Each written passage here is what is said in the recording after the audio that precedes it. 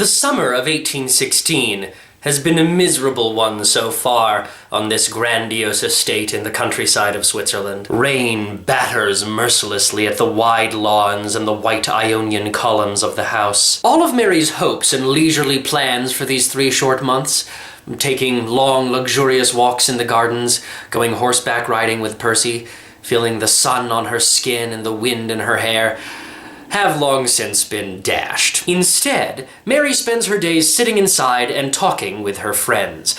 Mary loves her friends, but nobody is capable of being compelling company for 3 straight months. And also, Lord Byron is the worst possible person to be around when you have writer's block, because he's constantly spewing the most beautiful sentences in casual conversation, sentences that sprout great white wings and take flight in the mind, sentences that Mary would kill to be able to write. And also, he has this bullshit casual ghost story contest going between the 4 of them, and every morning when Mary enters the parlor for breakfast, Byron is already sitting at the table staring at her with his piercing blue eyes, and he asks her, "Have you written your ghost story yet?" And she tries to avoid his gaze as she sits down and reaches for the toast and says yet again, "No, not yet." "Well," says Byron, "you had better get on that.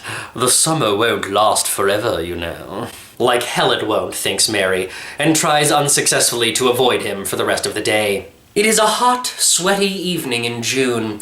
The sky, predictably, is thundering half-heartedly as if it can't decide whether to rain or not. Mary is sitting in the library next to Claire. They are sharing a large armchair and a bottle of wine. And they are listening as Percy and Byron argue quite loudly about the philosophical consequences of immortality. Claire giggles as she sips her wine and makes soft comments about how men are such ignorant know-it-all brutes and they all deserve a good slap upside the head. But Mary finds herself staring at Percy's jawline as it shifts back and forth under his skin in fervent conversation. She looks at the rest of his face and thinks of how many times she has kissed Percy's slight lips, run her hands through his curly mess of brown hair, stared into those dark hazel eyes as Percy stared feverishly back into hers and insisted that she should take additional lovers as well. "There's nothing wrong with it," he would say, and she would sob and not know why. "But my good man," Byron is saying, "what you must understand is that immortality may be within our reach within the next century. Surely you've heard of Dr. Erasmus Darwin and his experiments with yeast?" "Certainly," says Percy. "My quarrel is not with whether it can be achieved, but whether it should. What will become of a species that has lost its fear of death?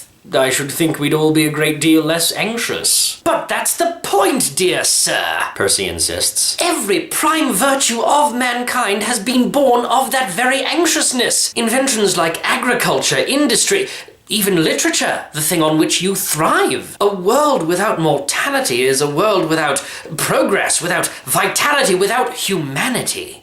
They keep arguing, but Mary finds herself thinking about Dr. Erasmus Darwin. And what would happen to the man responsible for this great shift away from death if it were to happen? To be responsible for such a massive displacement in the very fabric of human existence? What would that do to a man's psyche? That night, Percy Shelley sleeps soundly and stiffly like a corpse. But beside him, Mary shifts chaotically under her sweaty sheets, and in her nauseated, half-awake, fevered delirium, she has a vision. Mary sees the hideous phantasm of a man stretched out, and then, on the working of some powerful engine, she sees it begin to show signs of life, to stir with an uneasy, half-vital motion, and open its yellow, watery, speculative eyes. Above this phantasm she sees a man, an artist, backing away from his odious handiwork, horror-stricken, hoping beyond hope that his invention will collapse and subside into dead matter, quenching forever the transient existence of the hideous corpse which the artist had previously looked upon as the cradle of life.